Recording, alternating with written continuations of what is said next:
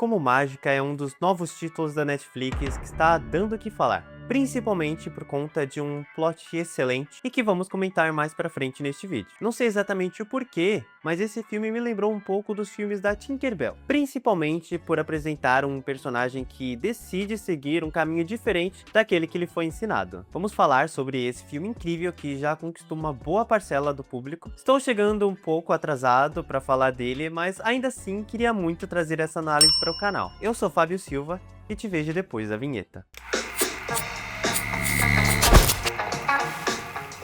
O filme tem um início rápido e divertido, apresentando os personagens e explicando o conceito desse universo sem perder tempo. E falando dos personagens, todos eles são extremamente carismáticos. Até mesmo o vilão, o Lobo de Fogo. Ele é muito bem construído, apesar de não ter um passado extremamente aprofundado. Ele consegue ser interessante e marcante mesmo assim. Nosso protagonista é Ollie, um puco. Ou melhor, uma criatura que parece um esquilo. Ele deveria ser medroso, como os outros da sua espécie, mas é justamente o contrário. Ele é extremamente curioso, aventureiro e explorador, o que acaba preocupando bastante seus pais. A animação é simples, mas muito bem feita, e particularmente não tenho do que reclamar. Ollie sonha em explorar o lado de fora da ilha, algo que é proibido, e tentando conter essa curiosidade, sua avó conta uma antiga lenda sobre como o Lobo de Fogo expulsou os Jizô, que são criaturas mágicas que simbolicamente trazem paz ao vale. Os Jizô lembram um pouco dos entes de O Senhor dos Anéis.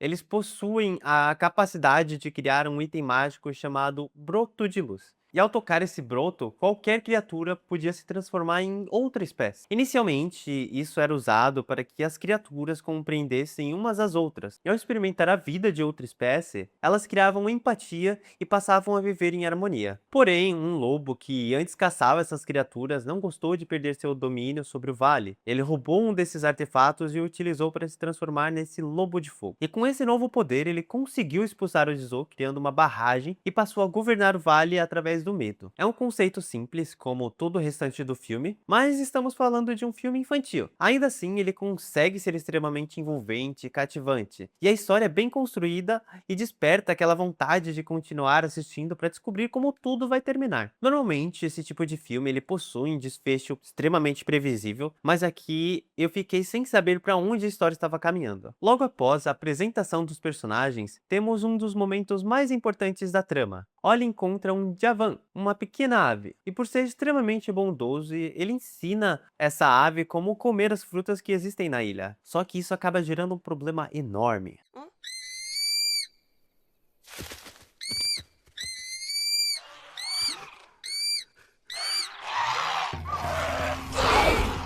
O Djavan chama os outros de sua espécie e todos começam a devorar a comida que os Pucos estavam armazenando há meses para sobreviver ao inverno. Depois disso, toda a comunidade entra em desespero. Eles estão à beira do colapso. Eles acreditam que irão morrer de fome e acabam culpando o Ollie por tudo. E isso é uma situação que também lembra bastante vida de inseto. Morri! Morri! Durante o ataque do Javan, Ollie percebe que consegue assustá-los usando um objeto brilhante. Ele usa esse objeto e durante a confusão, um deles acaba o atacando. Ao fugir, ele cai em um buraco onde encontra justamente o lendário Broto de Luz. Sem querer, ele toca esse artefato e se transforma em um Javan. Seu Javan bobão! E quando sua família o reencontra, não reconhece, óbvio. Como ele ainda possui sua própria voz, eles acreditam que Ollie foi engolido por um Javan. E aí que a história realmente começa. Após cair de uma grande altura fugindo de sua família, Ollie é salvo por outro Javan, que não fazem ideia do que ele é. Na verdade, um Puku. E a partir desse momento, inicia-se uma jornada de descobertas. Mesmo desconfiando um do outro, eles acabam se unindo por necessidade e durante a aventura encontram um Bugo, uma espécie de peixe que conhece a história dos brotos de luz e os orienta sobre onde encontrar mais deles. Em determinado momento, quem toca em um dos brotos é justamente a Javan, que havia salvado o Ollie anteriormente. Ela acaba se transformando em um Puku.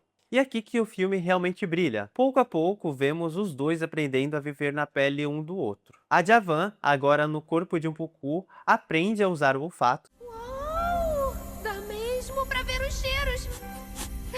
É como ter olhos dentro do nariz. Vamos focar na missão? Já Oli, no corpo de um Javan, descobre a magia de voar. Você tá voando. Eu tô mesmo? Eu tô mesmo! Cuidado, cuidado. É uma sequência muito bonita e também nos faz lembrar bastante de como treinar o seu dragão nas cenas de voo. A amizade entre os dois vai se desenvolvendo naturalmente. Cada um passa a conhecer melhor a história, os medos e as dificuldades um do outro. Então percebemos algo muito interessante ali. Aquela Javan que agora está no corpo de um Puco é justamente a pequena ave que Oli alimentou no início da história. E esse detalhe adiciona ainda mais profundidade a toda a narrativa. Mais tarde, o Mugu os leva até um local repleto de brotos de luz. E aí que acontece uma grande reviravolta. O plot principal. Oli volta a ser um Puco. Ivy volta a ser um Javan. E descobrimos que o Bugu era, na verdade, o próprio Lobo de Luz que foi transformado pelo Dizou em peixe. Lobo de fogo! Bugo? Nunca existiu um Bugo.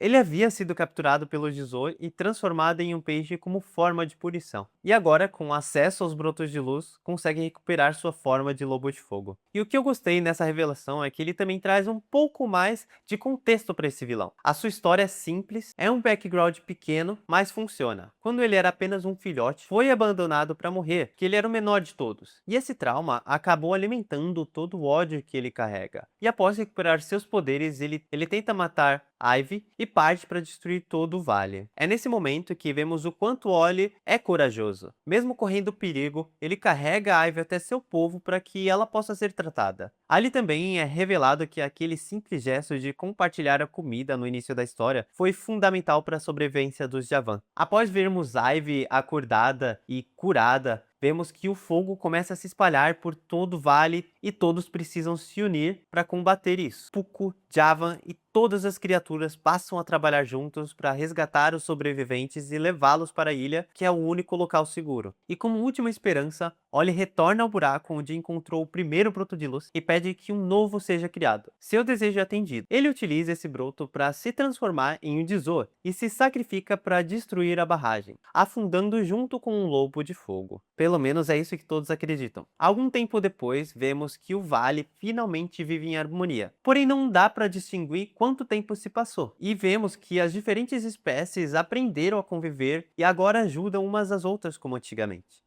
E para fechar a história com chave de ouro, diversos Dizou reaparecem no vale simbolizando o retorno da paz. E quem está com eles é Oli, vivo. E a reação dos personagens é extremamente emocionante. O filme faz um excelente trabalho ao transmitir sentimentos como alegria, tristeza e esperança através das expressões. E além de tudo isso, a mensagem central da obra é muito bonita. Através da troca de corpos, os personagens aprendem a enxergar o mundo pela perspectiva de outros. É uma forma simples, mas extremamente eficiente de falar sobre empatia e compreensão. Eu não consigo enxergar uma continuação necessária para essa história, embora ela seja possível devido ao grande sucesso. E como Mágica é uma animação, como eu falei tantas vezes, simples, mas extremamente competente naquilo que se propõe a fazer. E por isso, a minha nota é um 9 de 10. Ela só não leva um 10 aqui agora pela simplicidade da trama. Eu gostaria de um pouco mais de profundidade, principalmente no vilão. Mas ainda assim, é uma nota altíssima. Enfim, desculpem pelo período sem vídeos, eu estava novamente de mudança e acabei ficando sem gaveta de conteúdos pronta para o canal. Mas agora eu quero saber de vocês. Tem algum filme ou série que vocês gostariam de ver aqui no Sessão Pipoca? Deixem suas sugestões nos comentários e me contem também o que acharam desse novo título da Netflix. Não se esqueçam de deixar o like e se inscrever no canal e ativar o sininho. Te vejo na próxima sessão. Tchau, tchau!